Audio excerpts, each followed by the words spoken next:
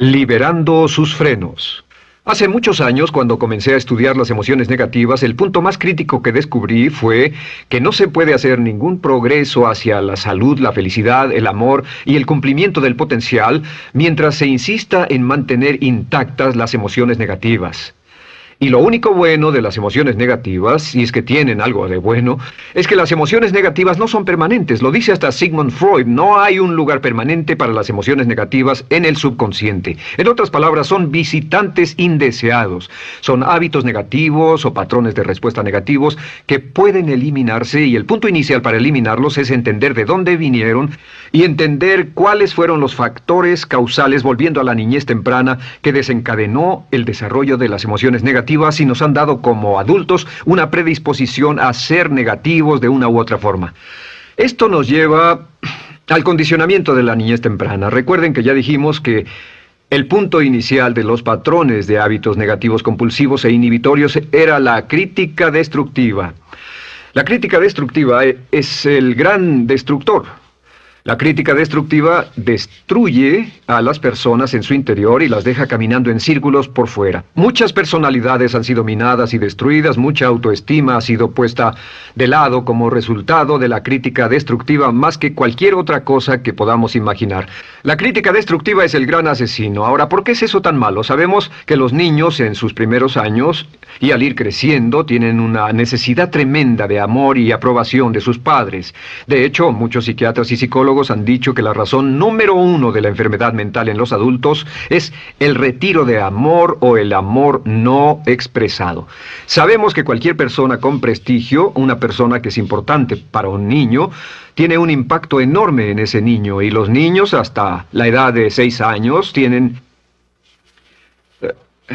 muy poca habilidad para discriminar entre una crítica válida y una crítica inválida. Lo que esto significa es que todo lo que diga un padre o un pariente mayor o una persona mayor, cualquier cosa que diga una persona de prestigio o una persona importante para un niño es aceptada como cierta. Es aceptada como una representación válida de la realidad. Si una madre dice eres un niño malo, o si un papá dice eres flojo, si alguien dice no eres dependiente, o si alguien dice que somos estúpidos o tontos o feos, el niño no tiene capacidad alguna para discriminar entre lo válido y lo no válido. Ese niño acepta eso como una verdadera representación de la realidad. Va más allá de la mente consciente, va directamente al subconsciente y ahí se queda.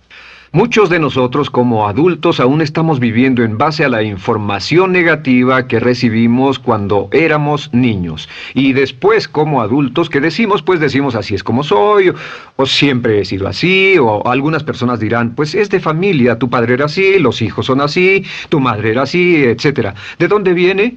Nada de estas cosas es de familia. Por ejemplo, cuando estaba creciendo, mis padres habían sufrido la depresión y la depresión les produjo un impacto enorme. Y cuando hablábamos de comprar algo, lo recuerdo muy bien, mis padres se ponían muy tensos y decían, no podemos pagarlo, no podemos pagarlo, no podemos pagarlo, no podemos pagarlo. Tenían una mentalidad de carencia, esta mentalidad de no podemos pagarlo toda su vida. Y luego yo crecí, y aunque nunca he experimentado la depresión, y la mayoría de ustedes, 10, 20, 30, 40 años después, aún estamos diciendo, no puedo pagarlo, no puedo pagarlo, no puedo pagarlo. Aún tomamos como base esas frases críticas, esas frases emocionales que usaban nuestros padres. Tal vez sus padres les decían, como mi padre me decía a mí una y otra vez, nunca acabas lo que empiezas, nunca acabas lo que empiezas. Nunca acabas lo que empiezas. Eres un flojo, nunca acabas lo que empiezas. Y cuando fui adulto tuve muchos problemas para acabar lo que empezaba. Al acercarme al final de la tarea, comenzaba a sentirme ansioso y buscaba cualquier excusa por posponerla o retrasarla. El segundo factor que nos predispone a emociones negativas es la falta de amor. Sabemos que las personalidades de los niños se desarrollan al grado en que reciben una alta calidad y una alta cantidad de amor de sus padres. Existe una relación de 1 a 1 entre la cantidad de amor, la calidad de amor y una personalidad sana. Ese amor negado o la privación de amor es la causa clave de la infelicidad, la negatividad y la enfermedad mental en los adultos. Para que un niño se sienta realmente amado, el niño debe tener padres con buenos conceptos, y la mayoría de nosotros tuvimos padres que fueron víctimas de sus padres, que a su vez fueron víctimas de sus padres. Un escritor famoso dice que todo el mundo es víctima de una víctima. Todos son víctimas de víctimas. Nuestros padres quisieron criarnos de la mejor forma posible, pero ellos mismos fueron víctimas de víctimas. Y para que un niño se sienta realmente amado, deben existir 3 condiciones. La condición número 1 es: los padres deben amarse a sí mismos.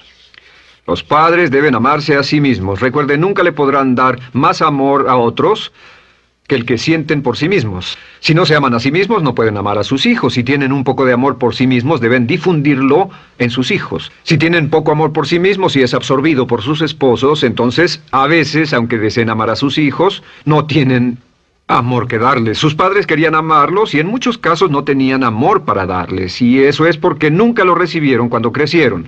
El segundo requisito es: los padres deben amarse mutuamente. Para que un niño crezca sintiendo confianza en sí mismo, crezca sintiéndose amado, a salvo y seguro, debe crecer en un ambiente donde los padres se amen.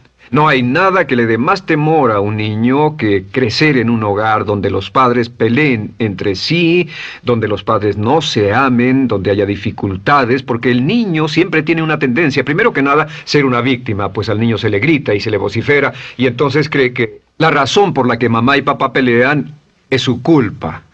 Ahora, una investigación interesante: como hay muchas familias de un solo padre, la investigación interesante muestra que cuando uno de los padres se va como resultado de una separación o un divorcio, los niños que quedan invariablemente están convencidos de que la razón por la que el otro padre se fue se debió a algo que él hizo.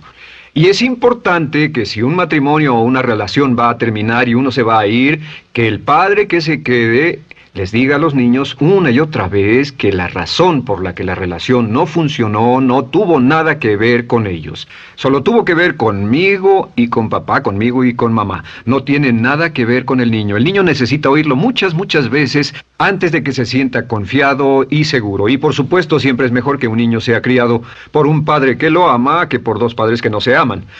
Una tercera condición que debe cumplirse si no quiere que exista la falta de amor es que los padres deben amar al niño. Los padres deben amar al niño. Bueno, esto parece muy obvio y muy lógico. La verdad es que, y esto es lo más difícil para usted y para mí como adultos, que ni siquiera lo pensamos, que es posible que nuestros padres no nos quisieron. No porque no lo intentaran, querían amarnos y tenían la intención de hacerlo, desde luego, etcétera, etcétera, pero simplemente como tenían conflictos mutuos y problemas sin resolver con sus padres, y sufrieron la guerra y la depresión, tenían que hacer carrera y otras responsabilidades, nunca lo lograron totalmente. ¿Entienden? Esa fue la dificultad. Lo deseaban, pero nunca lo lograron. La única forma en que puede amarse a un niño es pasando una gran cantidad y calidad de tiempo con el niño. Tiempo en gran cantidad y calidad con el niño. 10 minutos al día no bastan. Los niños se consideran valiosos según el grado en que las personas más importantes en su vida pasen tiempo con ellos.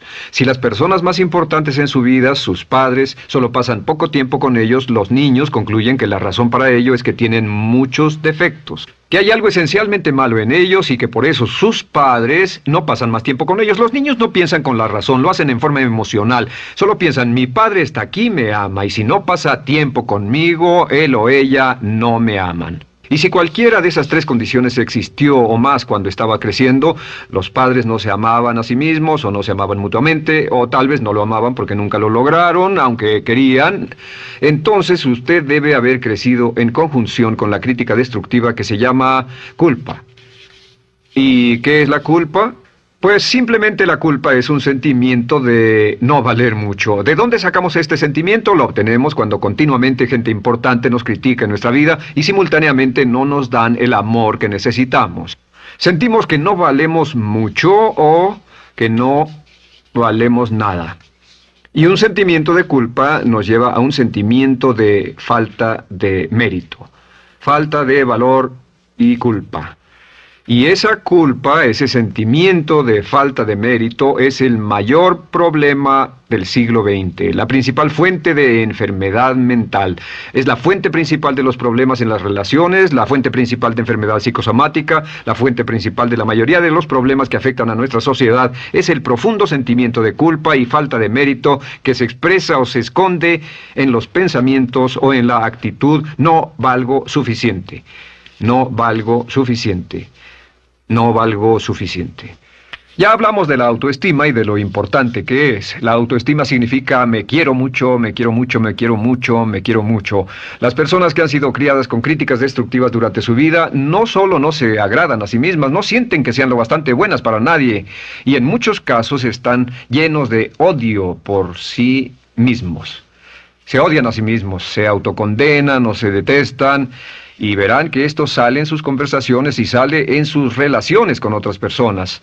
Las personas que no se quieren a sí mismas, aunque quieran tener buenas relaciones, simplemente no son capaces de ello. Las personas que piensan que no son buenas para nada siempre lo hacen aflorar, siempre será un problema. Ahora, ¿cuál es la razón principal de la culpa? ¿De dónde viene la culpa?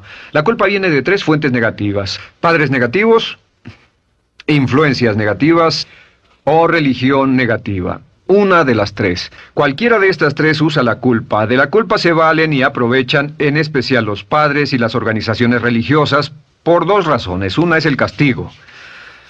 La culpa se usa para castigarnos.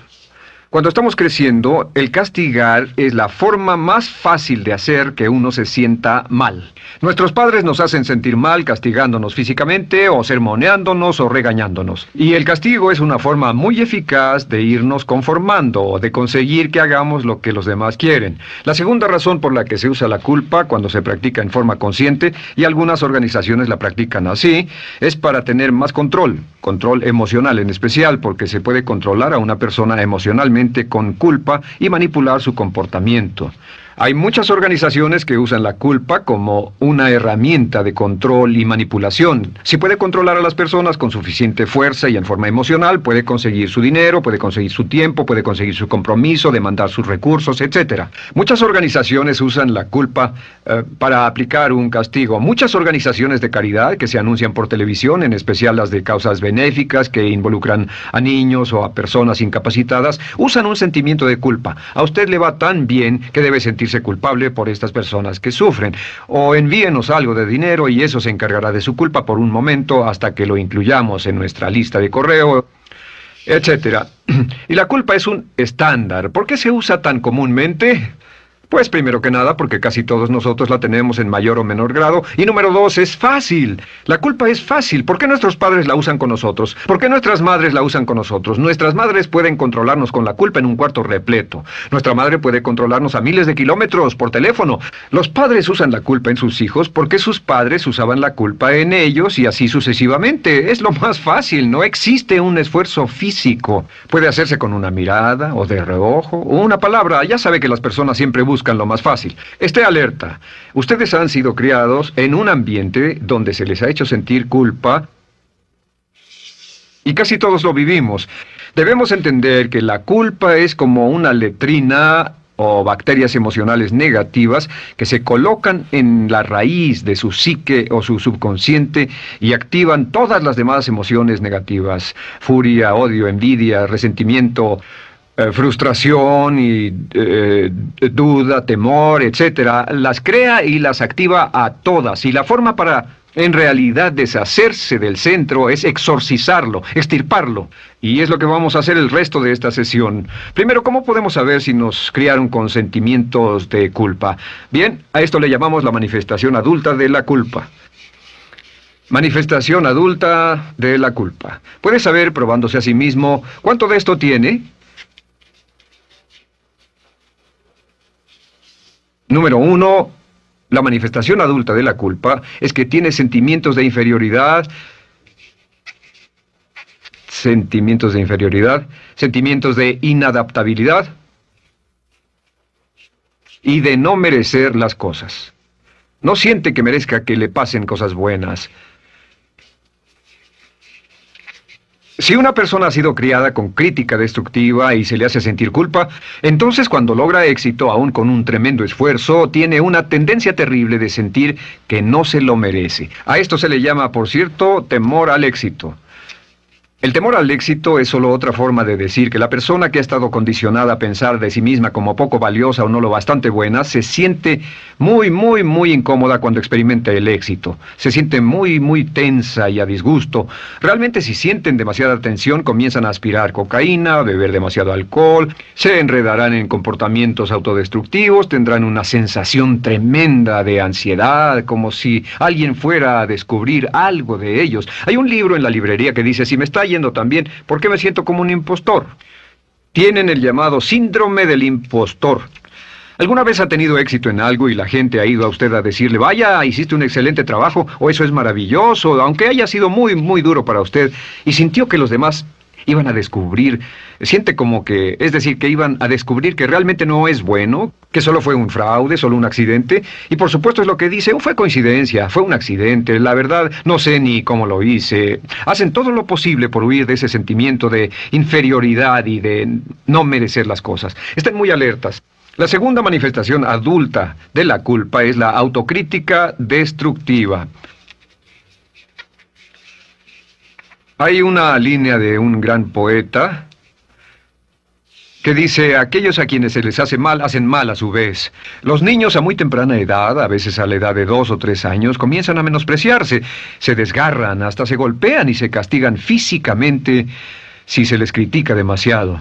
Siempre dicen el equivalente de no valgo suficiente o no soy muy bueno, y se castigan a sí mismos. Y la crítica destructiva es un síntoma real de un sentimiento escondido de culpa e insuficiencia. El número 3 es que fácilmente manipuladas por la culpa, las personas pueden jalar sus cordones de culpa en forma muy simple. Realmente vemos que existen 2 tipos de personas en el mundo, los lanzadores de culpa y los receptores de culpa.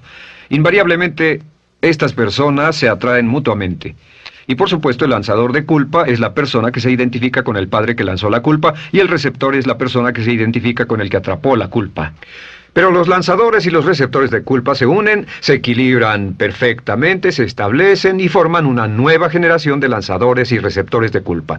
Podemos decir que usted es fácilmente manipulado por la culpa, porque ha estado muy bien condicionado. Su jefe puede tirar de su cordón de culpa, una persona en un autobús puede tirar de su cordón de culpa, una sobrecargo puede tirar de su cordón de culpa. Esté muy alerta a esto. La cuarta manifestación de culpa es que usted la usa. Usa la culpa y culpa a otro generosamente. ¿Por qué? Pues si ha funcionado en usted, la hará funcionar en ellos. Le parecerá que es un intercambio, un trato muy justo. Usa la culpa y la culpabilidad y se convierte en la base de sus relaciones con los demás. Cuando algo sale mal, les echa la culpa a ellos. Algo sale mal, culpa a alguien más. En cuanto hay un problema, busca a quién culpar. Un experimento muy interesante con la cámara escondida hace algunos años, fue que hicieron una plancha de hielo y la pusieron en la acera sin que nadie los viera. No hacía mucho frío, pero lo hicieron y observaron cómo reaccionaban las personas cuando pasaban por ahí, cuando caminaban por ahí, llegaban a esa plancha de hielo, se desequilibraban y se resbalaban y lo primero que hacían era observar a la persona más cercana a ellos, enojados, verdaderamente furiosos. En otras palabras, buscaban a quién culpar. Y si no había nadie cerca de donde habían caído, se levantaban otra vez, miraban a su alrededor, no había nadie y entonces pateaban el piso, pateaban con fuerza y se iban. Nuestra tendencia natural cuando algo sale mal es buscar a alguien o algo a quien culpar, en especial si nos criaron con una culpa continua. Y la quinta manifestación es lo que llamamos lenguaje víctima. Ahora recuerden que hablamos sobre la ley de concentración. Dice, lo que siembras cosecharás. También dice, si usas lenguaje de víctima, mantienes viva la culpa, la refuerzas, la edificas, la cultivas, la utilizas. El lenguaje víctima es lenguaje como no puedo, no puedo, no puedo. Cuando dice no puedo, no puedo, no puedo, envía un mensaje a su mente subconsciente y la mente subconsciente comprende que está inhabilitado, que no tiene control, que es una víctima. Y cuando desea poder hacer algo, su mente subconsciente retroalimenta su mensaje y dice no puedes, no puedes. Y lo segundo que dice es tengo que, y otra vez no tengo control, no estoy a cargo. Pero existe otra expresión del lenguaje víctima que debemos evitar, y es esta, trataré. Trataré, sea lo que sea, trataré. ¿Qué significan las palabras trataré? Pues déjenme decirles qué significan. Significan voy a fracasar y lo digo anticipadamente para que no me vengan con represalias. En otras palabras, dice trataré de llegar a tiempo, pero lo que está diciendo es tal vez llegue tarde y no pueden reclamarme porque dije que trataría. Cuando una persona dice trataré, está disculpando su fracaso por anticipado. Si fuera al doctor y el doctor lo examinara, lo auscultara y le dijera, pues está en pésimas condiciones, tendremos que intervenir, debemos llevarlo al hospital ahora mismo, me sorprende que haya llegado aquí. Usted dirá, bueno doctor, espero que haga un buen trabajo. Y él dice, trataré. Si él dice eso, usted seguramente buscará otro médico. O si va a un abogado. Lo culpan de algo y va a un abogado y le presenta su caso y dice, oiga, va a defenderme, y él dice, trataré. ¿Qué está diciendo? Está diciendo, escuche, he estudiado el caso y por lo que veo no hay mucha esperanza, pero lo tomaré de todos modos. Trataré son los que tratan de conseguir que les pague por anticipado. Otro juego de palabras que no debe usar. Por cierto, con respecto a trataré, lo que debe decir es lo haré o no lo haré. No trataré. Si alguna vez en nuestro negocio tenemos un negocio muy activo, si llamamos a alguien y le pedimos alguna cosa o algún trabajo y dice trataré de conseguirlo para el viernes o trataré de terminarlo a tiempo, al instante sabemos que lo que quiere decir es que quiere sentirse libre, no comprometerse. Así que nunca dejamos que nadie se vaya con un trataré, debe ser hecho o no, y queremos obtener una seguridad. Si hace falta, nosotros lo hacemos. Cuando dicen trataré, lo que están haciendo es que se están lavando las manos. Esté alerta, la otra palabra es desearía. Dicen que un deseo es una esperanza o una meta sin energía detrás. Desearía. ¿Qué significa un deseo? Desearía significa que me gustaría tener algo, pero sé que nunca lo podré tener. Cuando dice desearía bajar de peso, ¿qué significa? Las palabras no dichas son, pero sé que no puedo.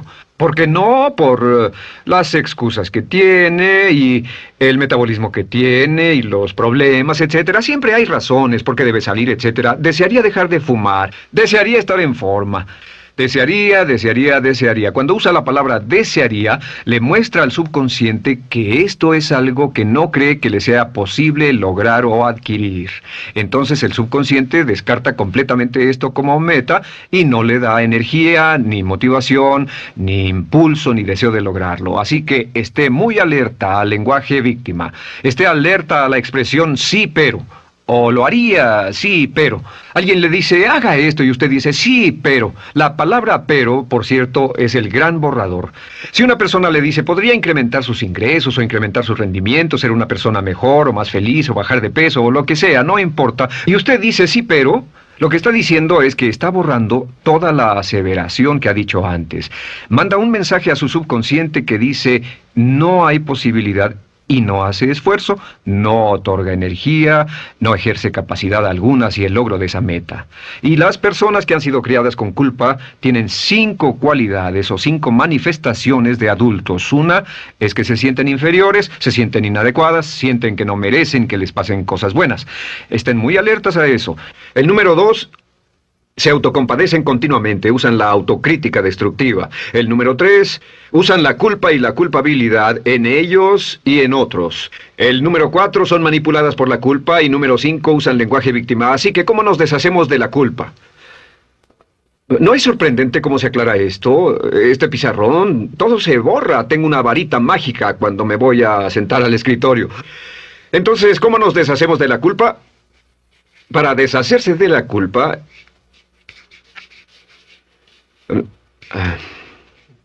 este es el proceso. Tiene algunos pasos importantes. Número 1, el primero de la lista, elimine la autocrítica. Elimine la crítica autodestructiva. En otras palabras, nunca diga nada destructivamente crítico de usted mismo. No lo diga. Esta es la regla básica. El subconsciente acepta lo que diga usted como cierto, como un mandato. Así que no diga nada de sí mismo que no desee sinceramente que sea cierto. No diga estoy cansado, estoy gordo. No diga no puedo o debo. No diga nada a menos que quiera que sea cierto. Las palabras que van después de la palabra yo son las palabras que su subconsciente registra como mandatos, excepto cuando dice yo desearía o lo intentaré. Así que elimine la crítica destructiva. Siempre hable en términos positivos sobre usted. Me gusta mi persona, puedo hacerlo, lo haré, escogí hacerlo, pero nunca diga no, no puedo. Número 2 es no dejarse manejar por la culpa. Rehúse ser manejado por la culpa. Porque cada vez que le permita a alguien que lo manipule por la culpa, ¿sabe qué pasa? Refuerza y hace más poderoso el efecto de la influencia de la culpa en su vida. Cuando yo crecí, debo decir que yo crecí en una familia que estaba muy influenciada por la religión negativa. Realmente mi madre, Dios la bendiga, tenía un cinturón negro en el pecado e hizo un trabajo verdaderamente soberbio en ello. Y yo tardé en sobreponerme. Cuando me casé con Bárbara, ella también venía del mismo tipo de familia y recapacitamos. Hay una hermosa respuesta cuando uno de los dos caía de nuevo en los viejos patrones. Decía, no tratas de hacerme sentir culpable, ¿o sí? No tratas de hacerme sentir culpable, ¿o sí? Solo diga, no tratas de hacerme sentir culpable, ¿o sí? Y no deje que las personas lo manipulen usando la culpa. El número 3, no use la culpa o la culpabilidad y anuncie que no va a usarla. No la use en otras personas y permita que sus hijos o su cónyuge digan lo mismo. No tratas de hacerme sentir culpable, ¿o sí? Repítalo una y otra vez. Y si la otra persona le dice, eso es lo que trato, contéstele, no va a funcionar.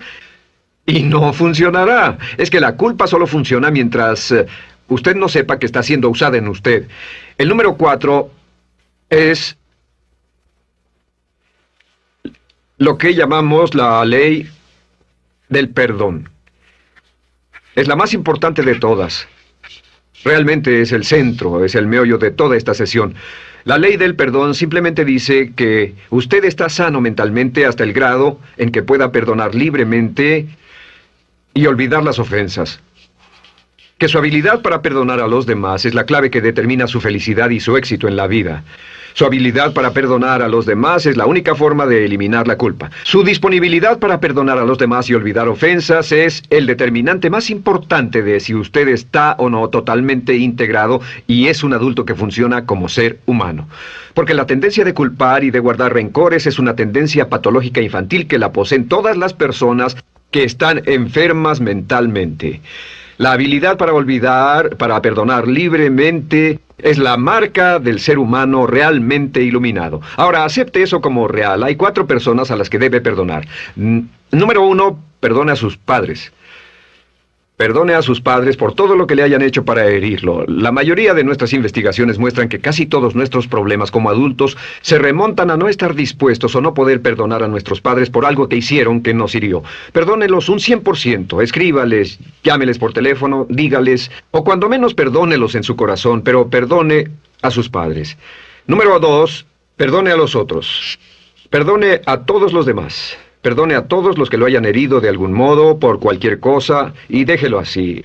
Ahora, hay muchos que dicen no puedo perdonar a esa persona por lo terrible que me hizo. Pero recuerde esto, el perdón es perfectamente egoísta.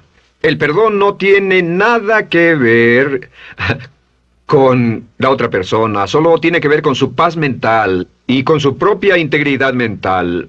Número 3, perdónese a sí mismo. Perdónese por todas las cosas débiles, tontas, insensatas y estúpidas que haya hecho, porque todas las personas han hecho cosas tontas, insensatas, estúpidas y ridículas, pero perdónese en un 100%. Y finalmente, la última parte de esto, si ha hecho algo que hirió a alguna persona, vaya a disculparse. Es sorprendente el hecho de vidas que se arruinan año tras año por personas que no tienen la fortaleza intestinal, las agallas y el valor para decir lo lamento. Una de las cosas más importantes es desarrollar carácter hasta el grado en el cual hacemos las cosas que son muy difíciles para nosotros, hasta el grado en el cual hacemos las cosas que sabemos que están bien, aunque sean difíciles, en especial cuando son difíciles emocionalmente. Y la clave para deshacerse de la culpa, la clave para ser una persona total y completamente positiva, es perdonar a los demás. Perdone a las personas con quienes ha sostenido una relación. Perdone a sus jefes anteriores. Perdone a los amigos que lo han herido. Perdone las inversiones que estuvieron equivocadas. Perdone a los jefes que lo despidieron. Perdone a sus padres. Perdone a todo el mundo. Desarrolle una actitud hacia la vida con la que rehúsa guardarle rencor a los demás. Solo repita una y otra vez: los perdono a él o a ella por todo. Los perdono por todo. Los perdono por todo.